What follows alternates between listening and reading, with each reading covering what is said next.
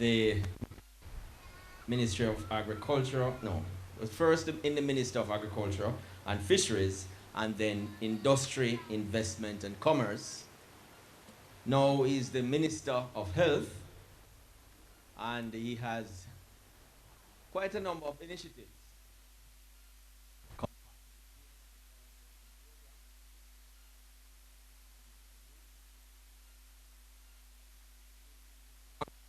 Tour and noted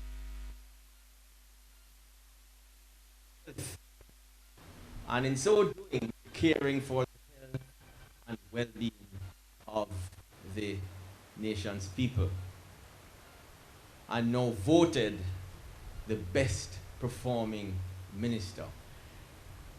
Welcome to the podium, Dr. the Honorable Christopher Tufton. Give him a round of applause, please.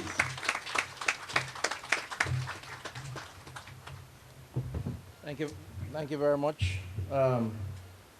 My colleague and friend from university days. I used to play football with him, you know. Yes, believe it or not. And he wasn't a great player. He's a better MC. No, he was better at me sometimes. Let me just recognize all who are here. The region headed by Board Chairman Wayne Chen, and I see Mr. Bent in the audience, and to all others who are part of the Regional Health Authority.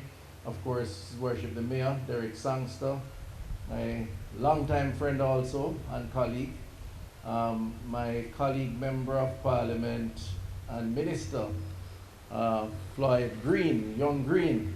And I'm sure you're growing with green, right? Okay, that's what he likes to say, and I believe him. Kerry Wallace, I didn't see you this morning, so he and I are in a, you see, everybody took step with me since today, right? Everybody came up here and elaborated and embellished, and Kerry and I not only went to UIT together, we're in a running club. We run at the ungodly hour of 5 o'clock in the morning. I did this morning, I didn't see you. You're on your way down here. And I want to say to him that I have the utmost respect for my colleague Ed, who's doing an amazing job. But just bear in mind that all politics is local. You heard what I'm saying, right? No, but he's doing a great job. My Chief Medical Officer, Dr. Bisesa Mackenzie, former Mayor and Councillor Jeremy Palmer, members of the Black River Hospital community. I see nurses, doctors, Dr. Emaru and others. Of course, members of the health center here in Black River. So many of you in your uniform, very easy to identify. I don't know all the names, but very happy to see all of you. Of course, Dr. Reed, traveling all the way from Kingston. Distinguished ladies and gentlemen, good afternoon to you all. Being the main speaker or guest speaker is not always pride of place, especially when you have so many other distinguished persons before you, all of whom could have been considered a guest speaker or the main event. And I am very conscious and sensitive to the warmth of the Black River climatic condition, right? Which is not unusual for you or for me, since I have deep roots here. So I will be brief. Let me just begin, and I want to recognize my brother-in-law, you know, I have a very, I come here in a very uncomfortable situation, you know, because I have one brother-in-law who is the JLP caretaker for Black River Division, and I have one who is the PNP caretaker for Southwest St. Elizabeth. Somebody need to advise me how I posture in a position like this. I mean, you know where my loyalties are politically, but I can't abandon blood either, right? So what I'm going to do is propose a constituency debate and bring both of them on the platform. How is that? You agree with that, MP agreed? Anyway, I want to welcome both of them, Dr. Bamidele and Ewan Stevenson. So I'm not going to be long. I really want to just say how pleased I am that we're making progress on this initiative to reduce waiting time. You know, it is, after the fanfare of the ribbon cutting and the occasion which has brought us all together here, withstanding the heat, but very pleased with the progress of a new facility or addition to the existing facility, more spacious surrounding, more comfortable surroundings, and recognizing all the contributors to this very important cause, the Tourism Enhancement Fund, clearly through its minister and through the agency that Dr. Wallace heads, the parish management through Sean and his team, and the team here, and of course the region.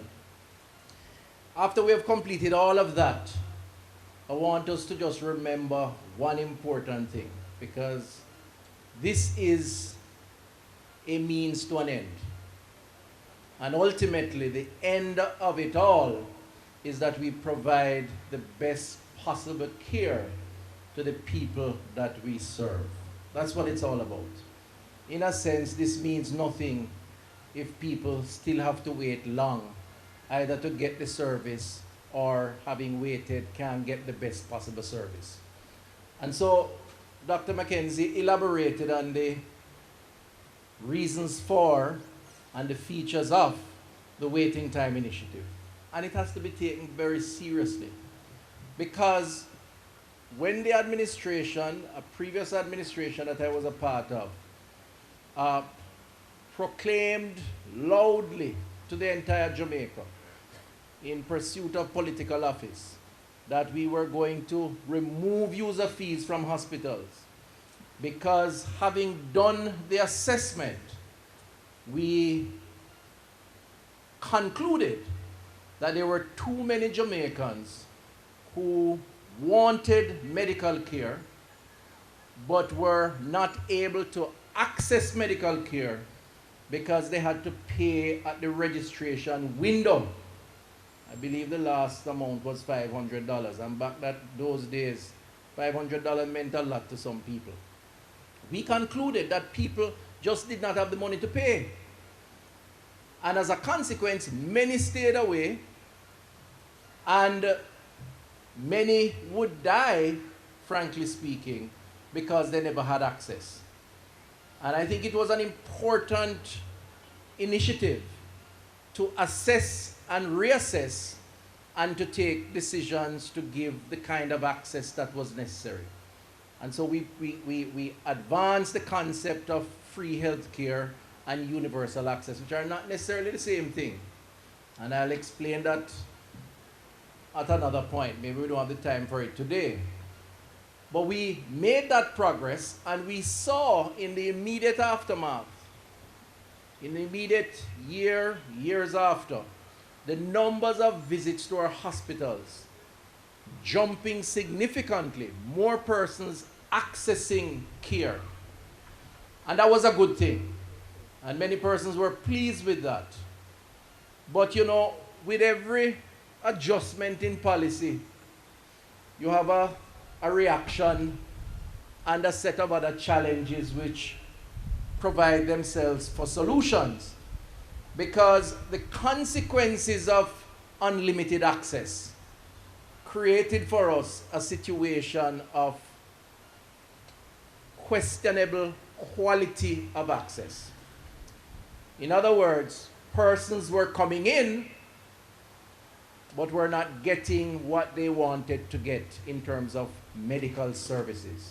They were waiting many hours and were not seeing the doctor that they would like to see because of lack of specialist care, getting the diagnostic treatment that they'd like to get because of limited equipment, sitting in an environment that was uncomfortable,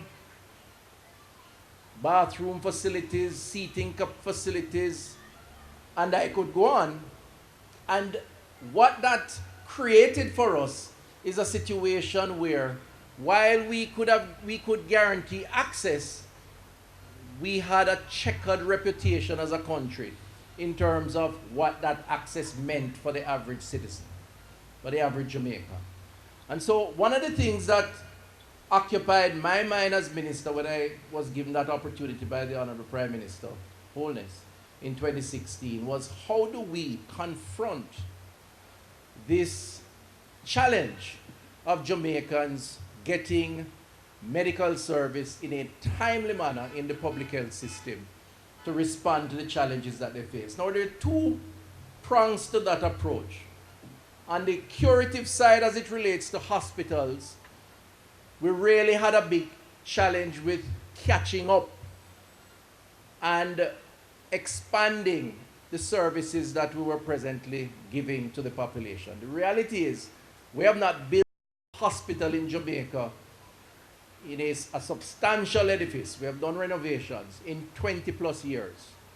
In the meantime, the population has changed. The health profile of the population has changed.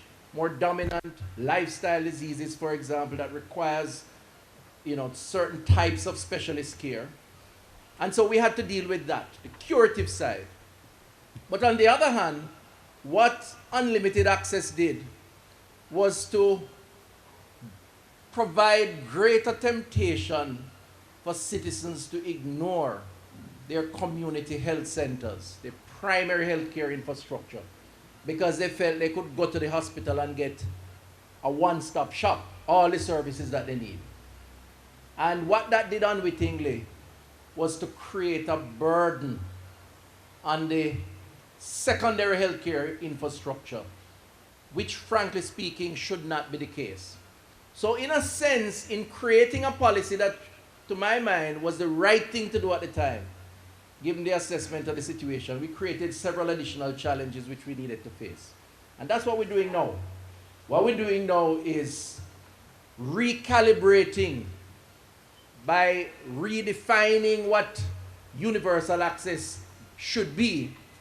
It should be that all who require should have access irrespective of their ability to pay, but at the same time ensuring that we sensitize the population to the need to understand the relationship between primary and secondary health care. Primary being preventative for the most part, not only, and secondary, of course, meaning more advanced care, the hospital. Now, this town, Black River, this parish, provides a somewhat unique opportunity to make that point and make it strongly in the interest of the people. Because as you look across the road, you see the hospital, and you have the health center on this side. And I bet you that for the average person who don't feel well, they are likely to turn through that gate over on the other side, rather than come through this gate on this side. Am I wrong or right? You realize the challenge we face. Because frankly speaking, what the evidence suggests is that up to 40%, 4 out of every 10 person who goes to the A&E that you're looking across right on that building really ought to come over here to get the service that they require. Now when you're sick, it's an emergency. I fully appreciate that. No matter how minor the headache, if you feel the experience, you need emergency care. But doctors, clinicians, health officials know that that's not always the case. And so what the opportunity that is created here allows us to do is to engage in a process of managing the management that allows us to triage and to say, listen, I'm not walking far, it's across the road.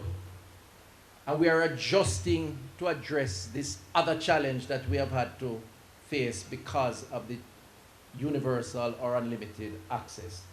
Now, in a sense, we have to recognize that we have to adjust in more ways than one to facilitate the lifestyle of the people. Not lifestyle related to health alone, but lifestyle related to occupation, to livelihood, to work. And that's what extended opening hours are all about. Because for the life of me, it's only common sense, to my mind anyway, that should tell us that if we want more people to use the primary health care, the clinic, then if people work from 9 to 5, we must provide them with some additional hours after work so that they can leave work and go to the health center. Isn't that common sense? Them say common sense sometimes is capital, right? It's not so easy to come by.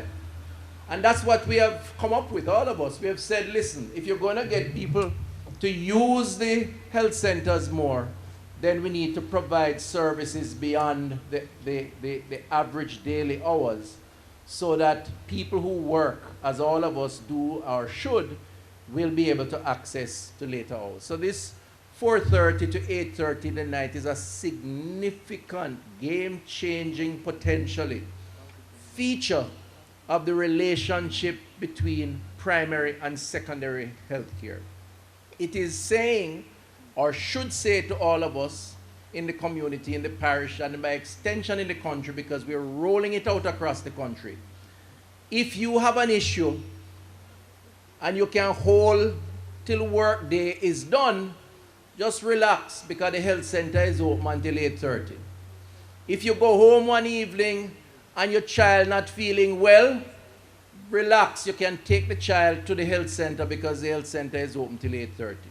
You don't have to rush to the accident and emergency room, because chances are the cases there may be more serious than yours, maybe give more priority, and hence you're going to have to wait much longer. And that's the big message in the extended hour, which the expansion has facilitated. The final thing, which is a critical feature of this change in model of primary and secondary health care, is the seamlessness of the adjustment to treat with patient cases. This parish, starting with Santa Cruz Health Center and the relationship between Santa Cruz and Black River Hospital, has a technology platform which allows patient records to be uploaded.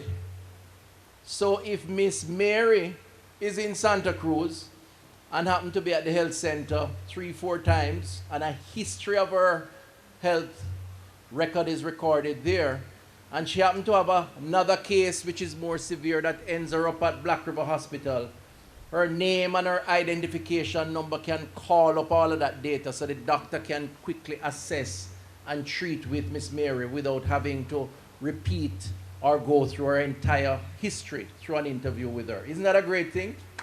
That's significantly improving the efficiency of treatment of clinical care, which can only be good for the people here, for the people that we serve.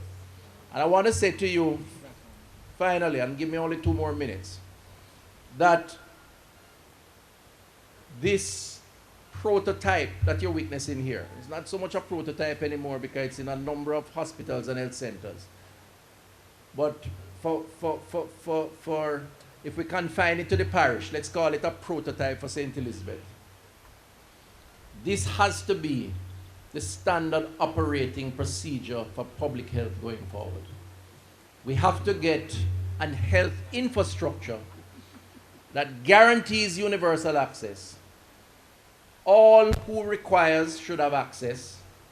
That's my simplistic definition.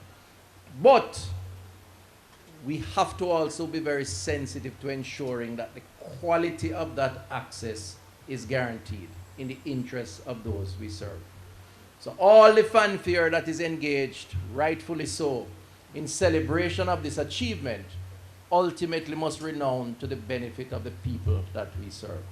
And when you do that, then you'll not only become the most popular minister, you become the most popular healthcare worker. How is that?